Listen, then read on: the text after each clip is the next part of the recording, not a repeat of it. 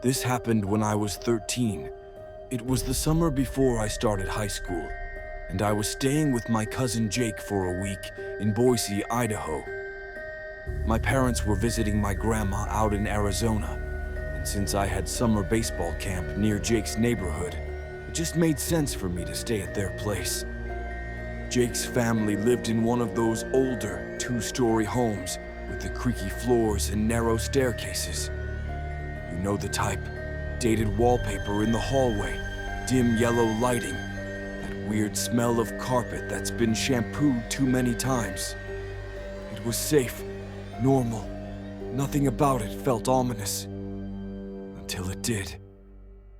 The second night I stayed there, Jake came down with a nasty stomach bug. His parents had to take him to urgent care around 9 p.m., leaving me home alone. They were only supposed to be gone for an hour or two, and I was used to being alone, so I didn't think twice about it. They told me to lock the doors, keep the lights on, and if anything weird happened, to call them. I nodded, gave a thumbs up, and went back to scrolling on my iPad. It had started raining about an hour before they left, just a light drizzle at first, but by the time they were gone, it had turned into a full-on storm. I remember hearing the wind smack the side of the house like it was trying to get in. It wasn't scary at first, more like the perfect background noise, until the power flickered. Just once. The lights went off, came back on, then again, and again. I could feel the tension build in my chest each time. Finally, with one last zap, everything cut off. Lights, TV, Wi-Fi, everything. Total blackout. I remember standing there staring at the blank iPad screen, thinking, okay, no big deal, just a power outage. I found a flashlight in the kitchen junk drawer and carried it with me like it was some kind of magic wand. I tried distracting myself by exploring the house, pretending like I was on some survival adventure. I was even laughing to myself until I reached the upstairs hallway. Jake's bedroom is at the far end, across from the linen closet. My guest room was next door. As I walked past his room, I heard something. A thud. It was soft, but it was definitely there, like someone dropped a backpack or slammed a drawer. I froze. I aimed my flashlight into the room. It was empty. I told myself it was probably something falling over from the wind shaking the house. It made sense. Till I heard it again. This time, it wasn't a thud. It was breathing. Slow, wet breathing. Like someone with a cold was hiding under a blanket and trying not to be heard. The flashlight flickered, just once. I stepped back into the hallway and aimed the beam directly at the closet in Jake's room. The door was shut, but not all the way. There was a sliver of darkness between the door and the frame. A black slice, like a mouth that hadn't decided whether to speak or scream. I don't know why I did it, but I moved toward the closet. Each step felt like a mistake, like I was walking towards something I wasn't supposed to see. My heart was hammering so loud, I was sure whoever was in there could hear it. I put my hand on the knob, and then tap, tap, tap. Behind me. I turned fast, flashlight swinging, nearly slipping on the hardwood floor. Nothing. The hallway was empty. No tapping, no sound. Just the sound of rain slamming against the roof and windows. I turned back to the closet. Now the door was wide open. I didn't hear it open. I didn't see it move.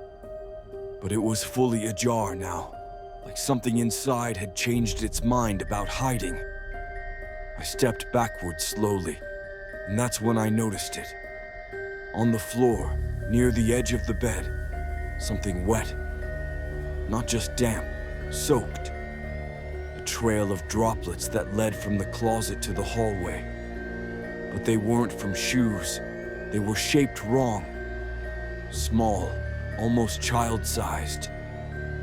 Except Jake was at the hospital. I followed the trail down the hall, my feet soft, careful. The trail curved. It passed my guest room. It stopped outside the linen closet. The door was open about an inch. I didn't want to go near it. But the flashlight flickered again, and for a split second, I saw something inside the closet. A silhouette. Someone small, hunched, their hands clutching their knees like they were trying to make themselves as tiny as possible. Then the light cut out. I slammed the door shut and ran downstairs. I don't even remember how I moved.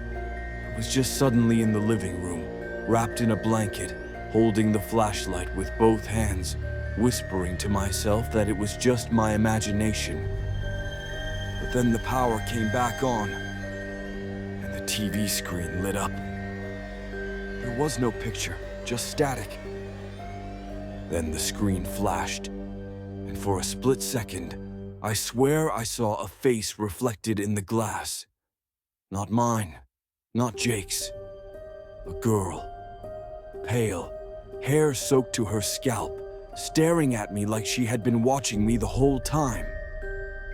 I yanked the power cord out of the wall. The screen went black. I stayed awake until Jake's parents came back, pretending everything was fine. But I didn't sleep upstairs after that. I slept on the couch for the rest of the week.